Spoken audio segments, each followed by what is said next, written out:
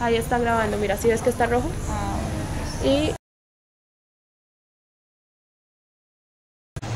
muy buenas tardes, bueno, nos encontramos el grupo de Camila Becerra, Paola Barón, Natalia Rojas, aquí en la Casa de Bolívar, ubicada en la calle 37, con número 1202.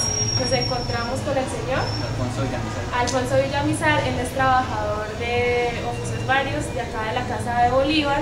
Su padre hace un tiempo también trabajó acá, entonces él tiene una historia acerca de las chorreras de Don Juan que nos va a contar pues en torno a este casco urbano, el centro de Bucaramanga. ¿De qué trata esa historia de las chorreras de Don Juan?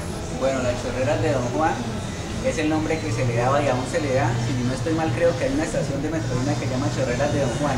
Es la calle 45, más o menos de la 15 hacia abajo. La 15 se llama la Avenida Libertador, con carreras 12 y 13.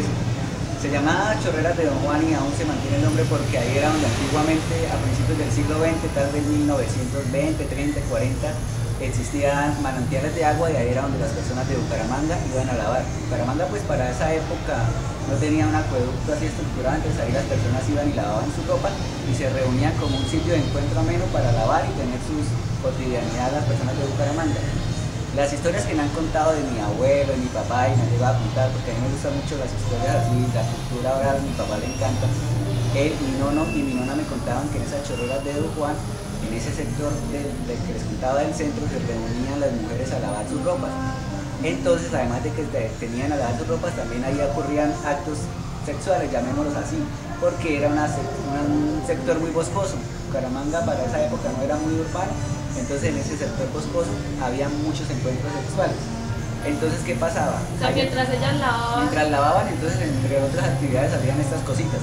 Entonces, ¿qué pasaba? Mi nona me decía que allá también era un lugar donde además de ir a lavar, ocurrían muchos abortos. Algunas mujeres por miedo a la familia, y en la época era difícil estar embarazada, las mujeres muchas acudían allá a abortar.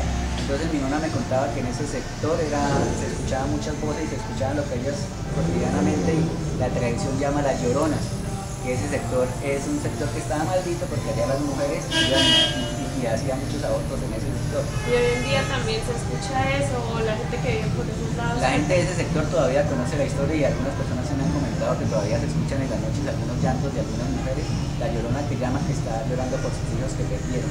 Entonces ese sector se caracteriza por eso, por el sector de llorona. De hecho es un sector que muy rico en historia, incluso las historias populares, y las personas que todavía tal vez de 80, 90 años les podrían corroborar más y todavía se escuchan muy las lloronas en ese sector.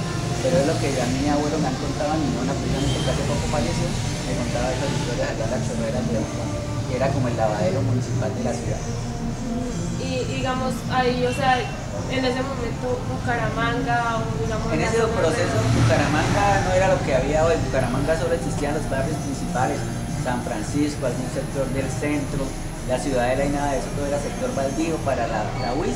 Había fincas, haciendas de los Puyana para cabecera, la hacienda La Perla que quedaba para la UIS, Girón y todo esto era zona baldía, casi no había... Digamos, usted no sabe una historia de una mujer como tal, de alguien que digamos se diga que iba a lavar y esta situación del aborto o algo específico. No, lo que pasa es que las personas ya han muerto, ya saben más de 80, 70 años, entonces ya están muertos, pero todavía se mantiene esa historia y le siguen contando los abuelos de uno, esas cositas, de las lavaderas, de las chorreras de uno. Bueno, ¿y qué más así anécdota usted nos puede contar que se gira en torno a eso? A eso. Además, pues cosas adicionales aparte de las lloronas, ¿qué otras actividades ellas ejercían ahí? Bueno, era muy particular porque muchas muchachas de clase más o menos acomodadas, de prestigio, salían y practicaban los abortos. Entonces la sociedad para esa época era muy mojigata, entonces como el aborto era mal visto, entonces lo anecdótico de ese lugar es que allá quedaban esas personas y nunca en la sociedad figuraban como muchachas decentes. Sin embargo, ese terreno es el que al fin y al cabo guarda todas esas historias, siempre ha salido el terreno y que se ha quedado en el olvido para poder saber un poco más de todo. Y digamos, ¿qué tipo de mujeres eran las que practicaban esos abortos? Digamos, no sé, lo que llamaban. Bueno, así los abortos eran muy rudimentarios para la época, porque para la época en sí no había una medicina ya muy establecida. Pero lo que me decía mi abuelo y mi nona es que prácticamente ellos se autoinducían el aborto. No sé con qué mecanismo lo hacían, pero se lo autoinducían, y de hecho me dice mi nona muchas mujeres fallecieron desangradas por un aborto en esas condiciones tan precarias del bien. Ellos dejaban los fetos. No, la verdad que algunas personas, ahí corrían algunos riachuelos, creo que ya están secos, pero ahí corrían algunos riachuelos y ahí era una cañadita, entonces tal vez por el sector. Eso es lo que te puedo contar acerca de esa historia. Listo, muchísimas gracias, No, muy ustedes, amable. Y bueno, cerramos ya esta historia acerca de las chorreras de Don Juan, el grupo de Paola Barón, Camila Becerra y Natalia Rojas.